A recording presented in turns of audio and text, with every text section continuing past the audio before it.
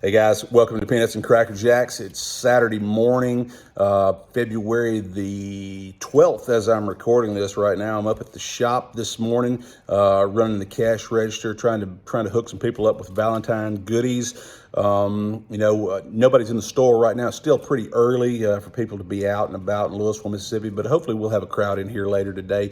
Hopefully the majority of that business will occur when my wife returns from setting up some balloon arches for a one-year-old birthday party. But anyway, while I've got some free time, I'm going to talk about the Mississippi State outfield situation.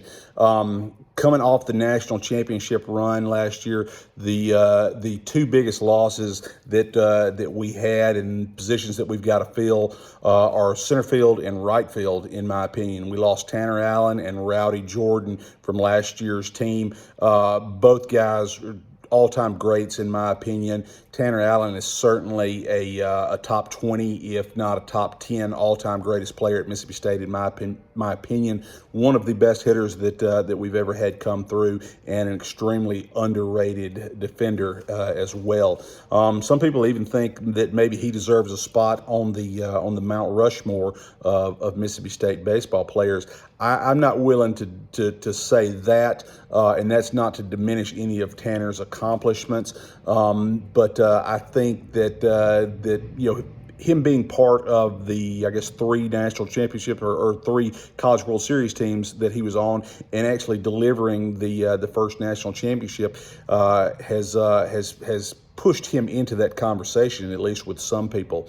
Rowdy's production was not as good as Tanner's, but it was still great. Everybody that's followed Mississippi State baseball the last few years know that Rowdy, his MO was to have a pretty slow February and March, and then the 1st of April to kick it into overdrive and really be strong down the stretch. And his numbers really aren't that far off from Tanner's. The biggest difference is batting average, and the power numbers aren't quite as good, but still very close if you look at them side by side. We may have a show down the road where we actually look at some of those numbers and some of the guys that have come through the last few years and where they rank in terms of the Mississippi State baseball pantheon.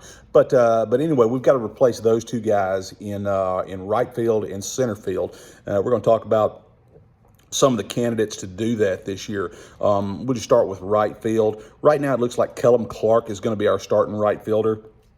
Kellum obviously was a true freshman last year on the national championship team. Didn't play a whole lot the first half of the season due to injury. Came on the end of the year playing in the outfield as a DH some. Ended up with 5 home runs on the year, a couple of monster and memorable home runs in Omaha that I'm still thinking about today, and we're still seeing on the Twitter here as the season approaches, getting people fired up. Kellum's got a tremendous amount of power, and I expect him to hit a ton of home runs at Mississippi State over the next couple of years. He's still adjusting to the outfield. He was always an infielder in high school. During the Cape League, after he got back from Omaha, he played first base, but it looks like he is firmly entrenched in the outfield right now at Mississippi State, and like I said, I do expect him to be our starting right fielder. Over in the opposite corner, looks like Brad Cumbest is probably going to be the starter over in left field. If you remember back in Omaha in the second game of the championship series, the Mule was hit on the wrist, ultimately had to have surgery in the fall, missed some time, but when he did get back on the field, by all accounts, he had a really good offensive fall. He pulled a hamstring 2 weeks ago in a scrimmage. He hit a nice single to center field, kind of dumped it in there and tried to stretch a single into a double, pulled a hamstring. But yesterday I went to the scrimmage and he was full go yesterday. Was playing left field, running full speed. Didn't show any signs of the hamstring bothering him. So I expect him to be our starting left fielder to begin the year. Center fielder is a little bit more of a question mark. We got a couple of names out there. One you may be familiar with from last year, Braylon Skinner. Last year, Skinner was either a sophomore or junior eligibility-wise, having transferred from junior college. With the COVID year, in the global pandemic that we all faced, everybody got basically a free year of eligibility. So I'm not really sure off the top of my head where Braylon falls in there. Braylon still either got at least one, maybe two more years of eligibility. But Braylon played left field the majority of the time last year when he did play. He's got tremendous speed. We saw him do some incredible things on the base path last year. When he was in the outfield, he usually played in left field, and he was okay. I didn't see anything that really showed me that he was an elite defender. And his overall batting average for the year was right around the Mendoza line. Did not do a whole lot at the plate after the first series against LSU. He had a tremendous opening weekend when he was inserted into the lineup against LSU. Had a home run, I think 3 RBIs the first game. Had a couple more hits in that series, but after that, whether it was lingering injuries or adjustment to SEC pitching, I don't know. He really did not hit. He was more of a pinch runner, defensive replacement in the outfield. The guy that he's competing with right now for the starting center fielder spot is a guy named Jess Davis that's transferred from UAB. Jess Davis won a Gold Glove for playing center field for UAB last year. I think I read or heard that there were 3 of those handed out, and he was one of the 3. That may or may not be correct. He did get one though, so he is an elite defender. He's also an elite base runner. He's a guy that's been averaging 25 to 30 stolen bases a year while at UAB. He's not a small guy. He's a pretty well-built guy. I want to say he's probably about 6'2", 200 pounds. Really good athlete. I've seen him in scrimmages the last, I guess, twice in the last 2 to 3 weeks. And he's looked pretty good at the plate. When he's hit the ball, he's hit it hard. I've seen him hit some hard singles. I've seen him beat out some infield singles. But like Braylon, the question that Coach Lamonis has, and the question that the fans should have is he going to hit if he plays? He and Braylon are both very similar in that respect.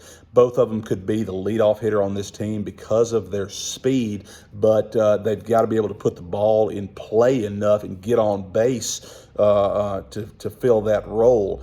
If they can't, if they can't do that consistently, they're going to be bottom of the order hitters. Right now, based on what I've seen in what I've heard, it's pretty close. But I would have to guess right now that Jess Davis is going to be your opening day center fielder. But I think both will play opening weekend. Who hits, I think, is going to ultimately determine who wins that job over the long run. A couple other names that I want to mention here that are going to figure into the outfield mix. Drew McGowan. Drew McGowan is a guy that's a holdover, been here the last couple of years. He was our starting left fielder last season, opening weekend. We went out to the North Dallas area, as television likes to say.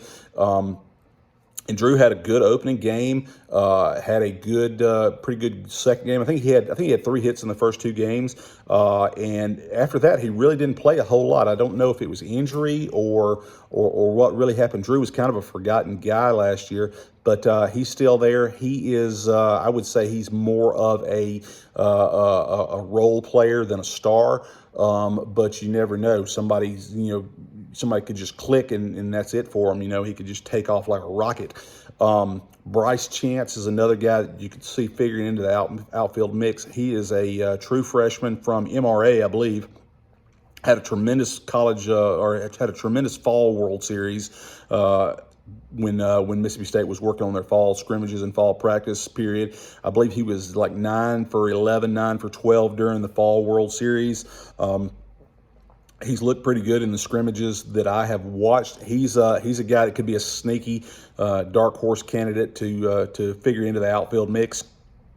Another freshman from, I believe it's Oxford, Alabama, Trey Higgins. Trey could figure into the outfield mix. He was a tremendous high school player. Again, a true freshman. How he adjusts to SEC pitching, it'll be the same with Chance. It's just how quickly those guys adjust to the college game and whether or not they can defend. I believe Trey Higgins was a shortstop for if not all of his high school career, at least a large part of it. But it looks like he's going to be an outfielder right now. He's a tremendous athlete. Wouldn't guess that adjustment period would take too long for him from a defensive standpoint. I'm trying to think of some other names that we could see out there. Those are the main ones. I'm probably forgetting somebody, but if I had a question about, or if I was really worried about a weakness on this team, it is the outfield, just because we lost two huge players, both offensively and defensively last year, and replacing them, it's going to be impossible to put one or two guys out there to match that production. I think we really need the mule to continue to improve and to continue to climb as a baseball player. I thought he did a really good job last year learning how to take off-speed pitches the opposite way, and he's a tremendous athlete for a guy his size. He runs like a deer. Brad has got tremendous power. They say in practice, he hits just monster home runs. He has not been that type of player yet, and it's because of his weakness on the breaking ball, in my opinion. Pitchers see that, and he doesn't get nearly as many fastballs. He really needs to evolve into the type of player that we hope Cam James will evolve into. The kind of guy that just lays off the slider. Don't swing at it on an 0-0 count. Certainly don't swing at it on an 0-2 count.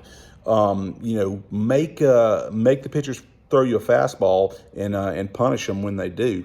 I do have high hopes for Jess Davis just because he's such a good athlete. I was really high on Braylon Skinner coming into the last season, and then disappointed at his overall production. Even though he did have some of the highlight base running plays last year, not just in Omaha when he scored that winning run against Texas the Saturday night that pushed us into the championship series, but the Superman dive earlier in the year. I believe that was a midweek game. I can't remember who it was that we were playing, but everybody saw it a million times on the Twitter and on the YouTube. But athleticism I don't think is a problem. We've got that pretty much covered from a defensive standpoint. Kellum Clark's adjustment as a defensive player, I do have some concerns about him playing right field. Right field is a really important position. I haven't seen his arm enough to know that he's got that type of arm that we're used to seeing, that we want to have out there. But again, Kellum may have more power potential than anybody on the team. I love his home runs. He really crushes the ball when pitchers make a mistake to him. He just needs to continue to progress as an overall hitter, learn how to hit good pitching, and not just mistakes. I think he can do that. He was a tremendous hitter in high school, and I think he would have shown us a lot more had he been completely healthy last year. But that looks like the outfield situation. Next episode we're going to start talking about some pitchers, so be sure and stay tuned or keep an eye out for that. We may break it up into starters and relievers. I don't know. It just depends. Looks like this video is going about 13-14 minutes, and I'd like for that to be the standard. But as you know, when I get to talking about this stuff, I can just go on and on and on and on. I don't want to get into any 30-40 minute videos because I know you don't really want to watch that. But again, I'm up at the Hullabaloo shop this morning. Melly's out doing some balloons, so I'm working the register. So hopefully we'll have some customers coming here. If you need anything for Valentine's or any kind of birthdays, anniversaries, or whatever, check out Hullabaloo Party Shop. She's on Facebook. We got a store here in beautiful downtown Louisville, Mississippi, right on Main Street, located next to the Regions Bank, not the Regency Bank, but Regions Bank. Come in and see us. We'll be open until about 3 or so today. Open again Monday for last-minute shoppers for Valentine's Day and for any party occasion. Come see Melly. She'll hook you up. Until then, go Dogs.